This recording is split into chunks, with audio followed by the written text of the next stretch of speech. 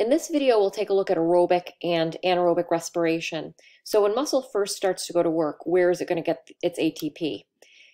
First, we'll use the ATP that's already available within the cell. And second, what we'll do is we'll transfer the phosphate that's being stored on creatine phosphate to ADP to make some quick ATP. This only lasts us about 16 seconds. And so after only a very short period of time, we're going to have to start to use mitochondria to make ATP live as we need it, which is known as aerobic respiration. So let's think about this a little bit before we get into the details. In order for mitochondria to make ATP, it has two requirements. Mitochondria need a nutrient source, and oxygen is also needed. And so where are these two requirements coming from? As far as the nutrient source goes, mitochondria can use sugar, protein, or fat to make ATP.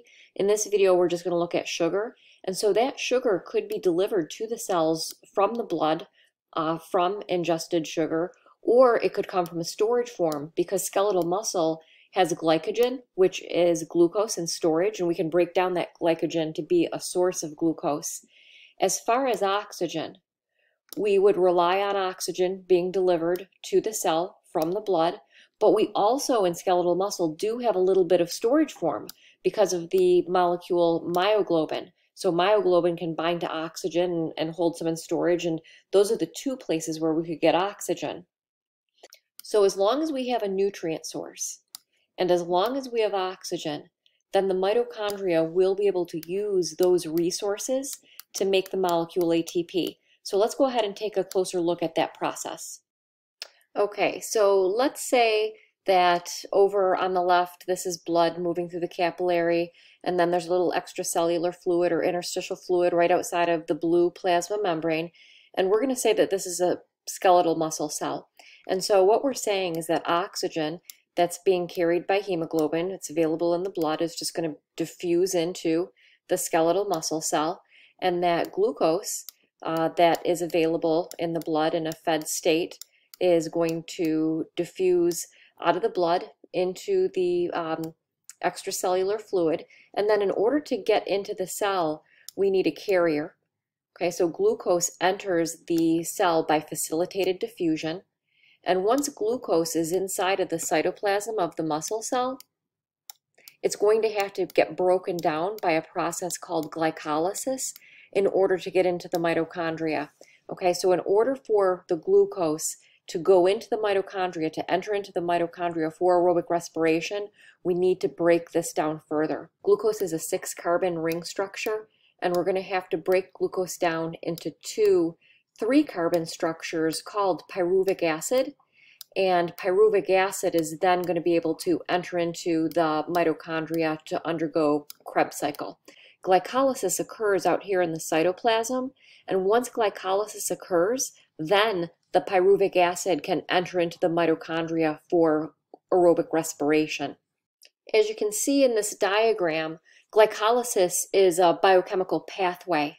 It's a process by which one molecule of glucose is broken down into the 2 molecules of pyruvic acid, as we talked about. So one 6-carbon structure getting broken down to 2 3-carbon structures. So we don't need to know the details of this, and so let me just give you the highlights of glycolysis. All of the enzymes that are needed to carry out these reactions are automatically available in the cytoplasm. Okay, and so the enzymes to drive glycolysis are there. Glycolysis doesn't require oxygen, and so we're not going to need anything other than those enzymes and the glucose, of course, in order to break it down. Just this process is going to generate a net 2 molecules of ATP. So just cracking the 6-carbon glucose into the 2 3-carbon pyruvic acid is going to generate a little bit of ATP, and then that pyruvic acid can enter into a mitochondrion and undergo Krebs cycle, which is part of what is known as aerobic respiration. So in summary and moving forward, the glucose that is present in the cytoplasm, which entered from the blood or from the breakdown of glycogen, is going to undergo glycolysis and get broken into pyruvic acid. And then that pyruvic acid is going to be moved from the cytoplasm into a mitochondrion Just this process of glycolysis alone generates a little bit of ATP, generates a net 2 molecules of ATP. The pyruvic acid that enters into the mitochondria is going to undergo aerobic respiration. So there are two components of aerobic respiration. One is the citric acid cycle, or Krebs cycle, same thing. And two is the electron transport chain. So together, Krebs cycle and the electron transport chain make up what people call aerobic respiration. Let's take a look at the Krebs cycle first, and then we'll take a look at the electron transport chain. Since aerobic respiration takes place in mitochondria, just a quick look at the structure of a mitochondrion. Mitochondrion has two membranes. There's the outer mitochondrial membrane, and then there's the inner mitochondrial membrane that is thrown into all of those folds called cristae. There's going to be a space in between the outer and inner mitochondrial membranes. It's called the intermembrane space, good name. And then the central core of the mitochondrion is known as the matrix. And so Krebs cycle, or the citric acid cycle, takes place in the matrix. Let's take a look. In this diagram, they're zoomed right into Krebs cycle. So we can see in blue the cytosol, and what's happening in the cytosol is the production of pyruvic acid resulting from glycolysis, the breakdown of glucose, and that pyruvic acid is going to move into the mitochondrial matrix, which they're depicting in green. And once the pyruvic acid moves into the mitochondrial matrix, we can see it's going to undergo a series of biochemical reactions. In our class, we're not responsible for knowing those biochemical reactions, known as the citric acid cycle or Krebs cycle, but I want to show you the significance of it. What's happening here as these reactants undergo Krebs cycle is that hydrogen atoms are being stripped off of these molecules. And when a hydrogen atom is taken from a reactant, it binds to a coenzyme, and that coenzyme is going to shuttle that hydrogen atom over to the electron transport chain, which is the next part of aerobic respiration. And in addition to stripping these hydrogen atoms off of the reactants, Krebs cycle also generates a little bit of ATP. But the big significance here is taking those hydrogen atoms and transporting them to the electron transport chain. Quick summary. The first part of aerobic respiration is Krebs cycle. Krebs cycle is a series of reactions that occur in the mitochondrial matrix, and the purpose of those reactions is to strip hydrogen atoms off of the reactants. Those hydrogen atoms are shuttled by coenzymes, NAD and FADH, to a series of enzyme complexes located in the inner mitochondrial membrane, known as the electron transport chain.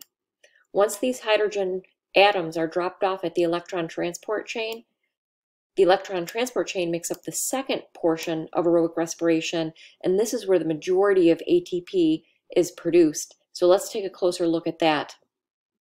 This diagram is showing us the electron transport chain that's located in the inner mitochondrial membrane.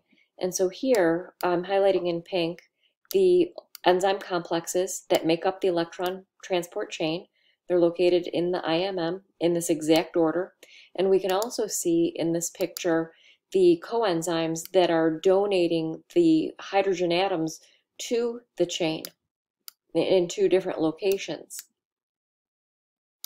The atomic number of hydrogen is 1, so when hydrogen is donated to the electron transport chain, it's split into an electron, which is donated to the electron transport chain, and a proton. The proton is put in the intermembrane space.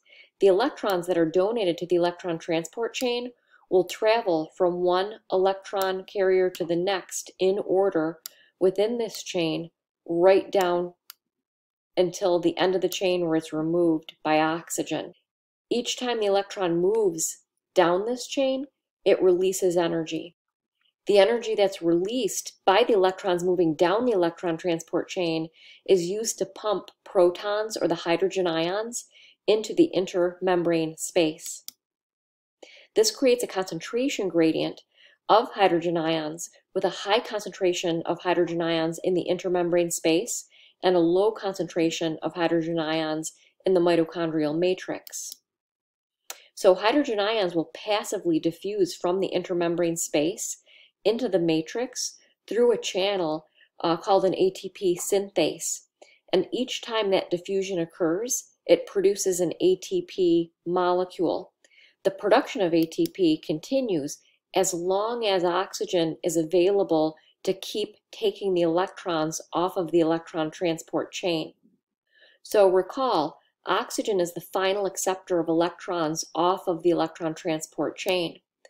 If oxygen is not present, if there's a temporary lag in oxygen delivery to the cell, let's pretend that this electron transport chain is like a kid's slide at the playground. Then we know what's going to happen is as the electrons or the kids move down the slide, if the last one doesn't get off of the slide, then it's occupying the end of it, so that if another electron or person, kid, goes down the slide, it starts to back up. And soon, there's no movement of electrons or kids down the slide because the entire slide is occupied. I hope this makes sense. The electron transport chain works like this. In order for it to function, we have to keep removing the last electron off the chain, which is the job of oxygen. When electrons are moving down the chain, that's generating energy that's being used to create the hydrogen ion concentration gradient and ATP. If the chain backs up, we're not making ATP. So taking a closer look at how ATP production occurs using the electron transport chain, here they're showing us the intermembrane space filled with the hydrogen ions. Here's the IMM.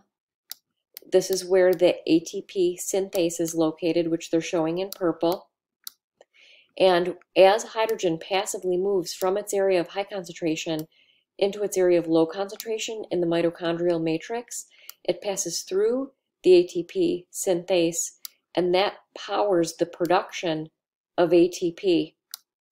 Big picture, in summary, as electrons move down the electron transport chain that's located in the inner mitochondrial membrane, the energy that's released from that electron movement is being used to put protons, hydrogen ions, in the intermembrane space. This creates a concentration gradient so that we get a lot of hydrogen ions in the intermembrane space and a lower concentration in the mitochondrial matrix, which means that just by diffusion, hydrogen ions want to move from the intermembrane space into the mitochondrial matrix. And when they do that, they pass through the ATP synthase, which produces ATP each time this movement occurs. So putting it all together, the way that muscle gets its energy, gets the ATP it needs to contract, is number one, by taking the phosphate that's stored on creatine phosphate, putting it onto ADP to create ATP. That just gives us a few seconds of energy before we have to move into aerobic respiration. And in order to move into aerobic respiration, what we need to do is we need to break glucose down into pyruvic acid. Because this doesn't require any oxygen, this is what's known as anaerobic respiration, and it does generate a little bit of ATP. Really, how we're going to make the most ATP is by moving this pyruvic acid into the mitochondria for Krebs cycle and the electron transport chain. That's going to generate ATP to keep us going in the long run, but it requires oxygen. So if at any point we have a relative deficit of oxygen, what that means is that the pyruvic acid won't move in to the mitochondria because the mitochondria, the electron transport chain, is being backed up. It's not generating ATP, which means that pyruvic acid starts to accumulate out here in the cytoplasm. And when that happens, the pyruvic acid is going to be converted to lactic acid. There's an enzyme present in the cytoplasm that will automatically make this conversion, and we're generating a little bit of ATP, but anaerobic respiration is not as efficient as aerobic respiration. The only reason that we would rely on anaerobic respiration is because we have a relative oxygen deficit and we couldn't move that pyruvic acid into the mitochondria.